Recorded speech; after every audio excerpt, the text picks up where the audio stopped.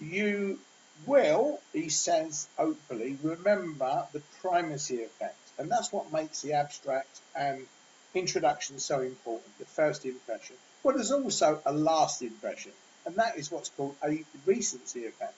And the last part of your paper is a recency effect. So don't disappoint the reader with a weak or inappropriate ending. Let's see some options here on how to do this.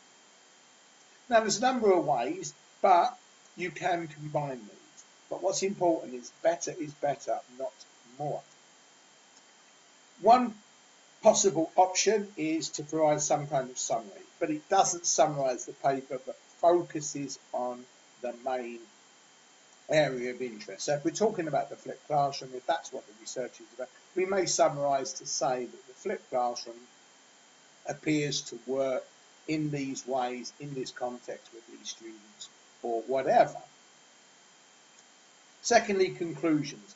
Now, the conclusion aspect or focus is based on the interpretation of the finding, not a summary of the findings. So, having done this research in this way, what can we draw from our summary? And it may well be that in this research, given the approach, it worked particularly well, or it may well be that it didn't work well, but it's raised some further questions. So what's the key outcomes and implications that you can draw from the research that may be informative and useful for the thinking and practices of the reader?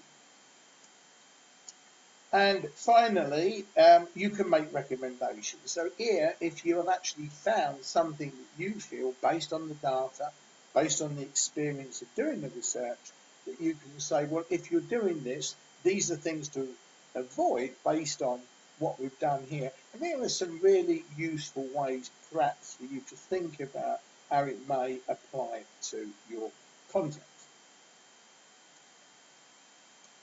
And as I indicated at the beginning, that it's possible to combine these elements. It's about what you feel is most appropriate. But remember, it's got to be fairly short and succinct.